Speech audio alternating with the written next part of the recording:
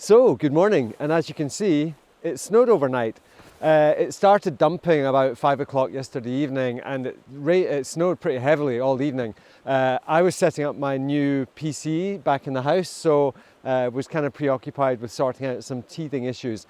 Now, when it snows like this, which we haven't had a lot of this winter, it's very easy to come out and think, all right, we're going to photograph snowy trees. And the way I shoot these days is very much to allow the landscape to talk to me and I respond to it. I don't come in with any degree of expectation. So any thoughts of chasing snowy trees was kind of like, it just became a bit of a distraction really, because there was lots of nice things to look at, but not necessarily snowy trees.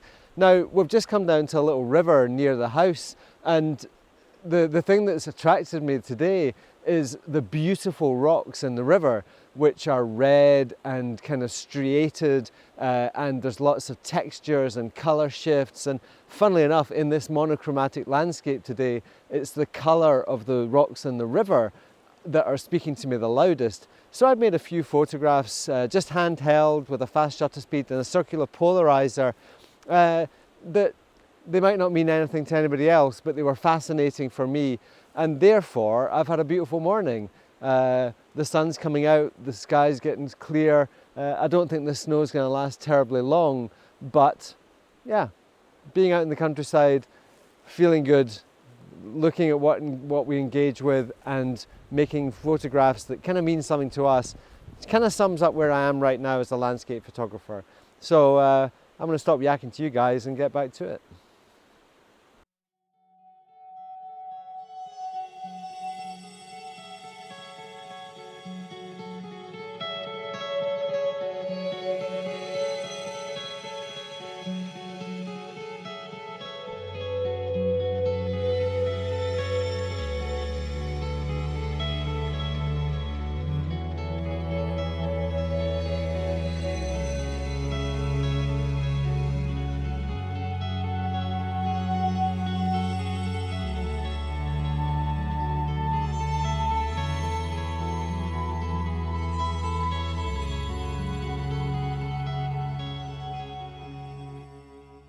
So hello, and here we are back in the studio after a very enjoyable morning out playing in the snow.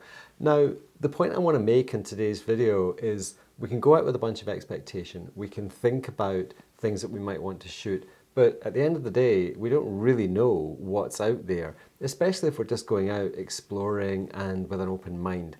So what I've got here is a selection of just a couple of images, 3 or 4 images maybe, of things that just caught my eye while we were out. Some of them are graphical, some of them are colourful. And as I explain when I'm in the field, it was the things that were catching my eye that were making the moments worthwhile. It was the time in the field. It's what you feel, what you see, what you resonate with, what catches your eye, what piques your interest, what makes you inquisitive. And the things that did that are now represented by these sketches on the computer. So what we'll do is, if we just jump straight in, again, I'm using my Wacom pen here. This was just driving up the road. This was the first thing we saw. And if I just take this straight into the develop module, we can make some fairly simple adjustments, and what I'm really doing is just adding some contrast. Now you can see here the bottom is quite cool. It's quite a coolish tone. It's almost blue, and we can see it there in the shadows part of the histogram. That blue spike is the blueness of those shadows, and equally, if I pull down the highlights somewhat and stick a gradient across here, double click the effect and that gets rid of anything that you may have on there.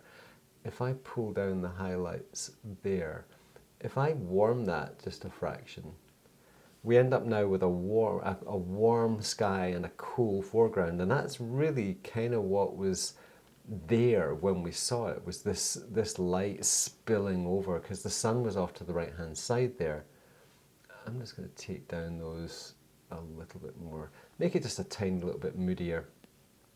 And this was very much what I was drawn to, was the coolness of the mountain and the warmth of the light there in the sky. Now I'm just going to stick a vignette on this, and I'm going to do something that I do a lot. I'm going to hold down the Shift key, and that makes it a circle rather than an ellipse. I'm going to do some darkening, but I don't want it to get too dark. So what I will do is I will just pull up the range mask so that it excludes the darkest shadows and also excludes the brightest highlights. And that way the amount of vignetting is reduced. You can see there it's still vignetting, but it's not so harsh. And then I'll increase the feather as well, because it was a little bit too dramatic. I'm going to add a little bit of texture and luminance just to that edge there. That was the key area, was along that ridge. Just take down the texture a couple of points there. It was just a little bit too dramatic. If I turn that brush on and off, you can see it's just added a little bit of brightness to there. And I like this image. I mean, this is the type of thing that kind of catches my eye all the time, and I just love the layers, I love the atmosphere, and that will do for me. The second one was just a laugh. The next two actually are just a real laugh. They're images that are so simple, but at the same time they're just amusing to me. We can change the mood of these images by adjusting the temperature, because obviously the warmer they are, see how that feels just a little bit more optimistic and accessible, whereas if we make it cooler, it feels a little bit more oppressive. It feels just a little bit, well, colder and less accessible. I'm not going to do too much of this image. If I open the shadows, you can see again it becomes more explicit. If I darken those shadows, the image becomes less readable. It becomes more mysterious. These are key learning points in that we don't want everything to be super explicit. If I look at this image here and just pull up the shadows, those trees get opened up and they become a little bit easier to read. And I'm just going to play around with the contrast here. Again, temperature is going to be very important in this image, because once we bring that blueness in, then it feels really kind of nice again. And I think I will just pull in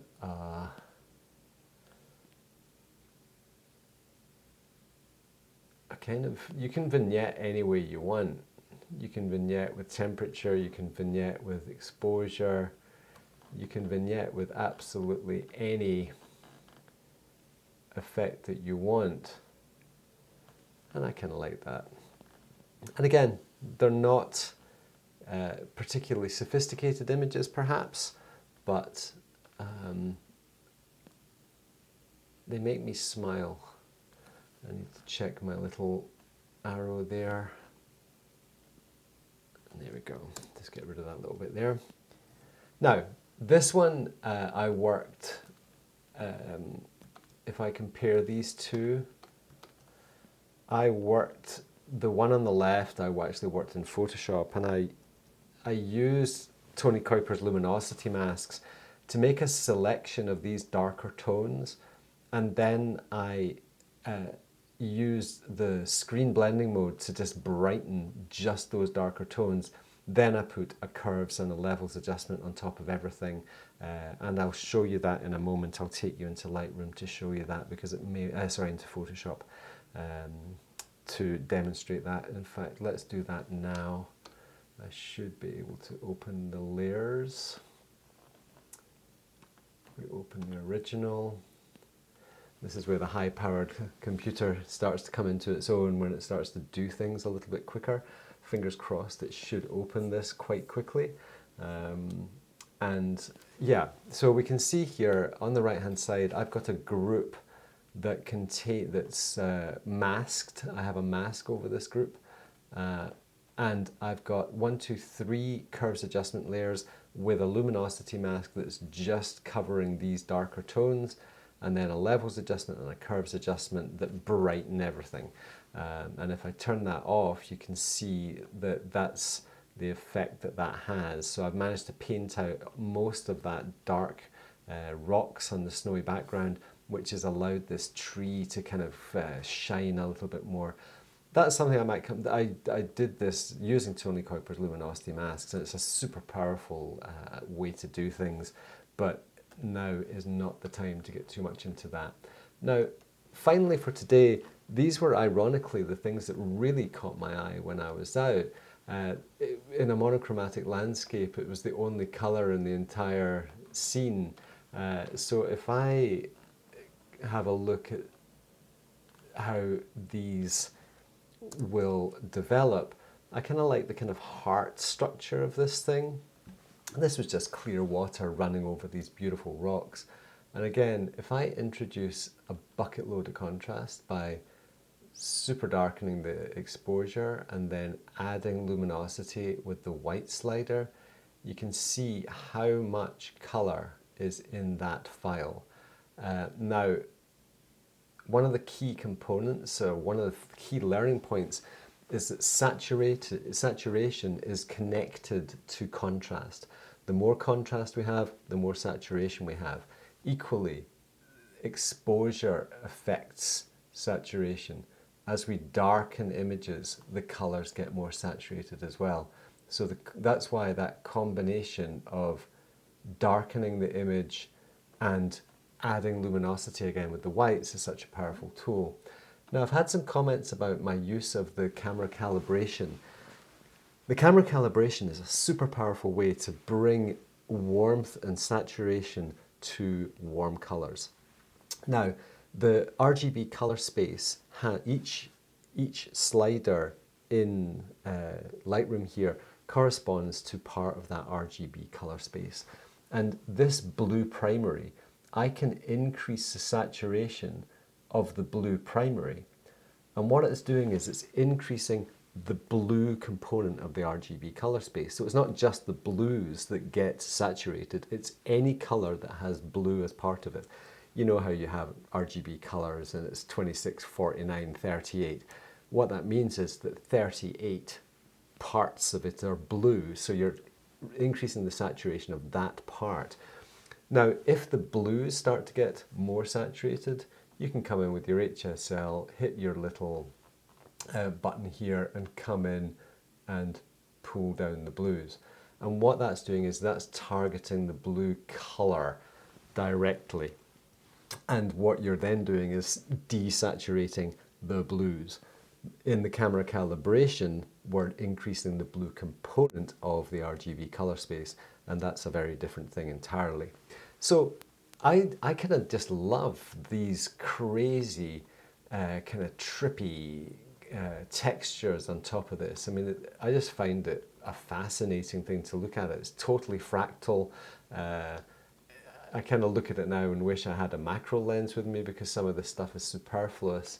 So I might just come in and vignette that with a big feather and just take off the extreme parts of the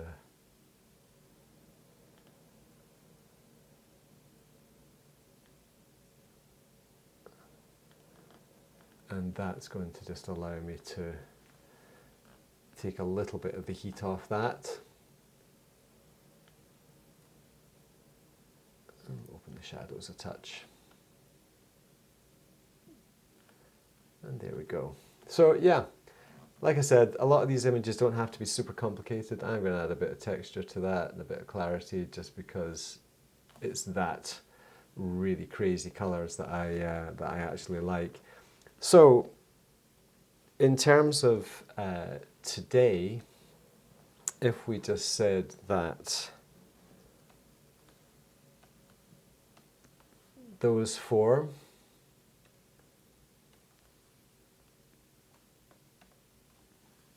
and make them nice and big. Those four images are a few little sketches from the time that we spent out in the field. The the things that we engaged with, they're innocent enough. It's about having fun, and it's about going out and seeing what out there catches your mind, catches your imagination. And realistically, it's not about making mega photographs. It's about there and having an experience, because that's the thing that enriches your life, is going out and having experiences in the landscape and appreciating them for what they are. So thanks very much for watching. As normal, should you find this useful, hit the subscribe button, bell notification, and give me a thumbs up, because that's really what we're here for.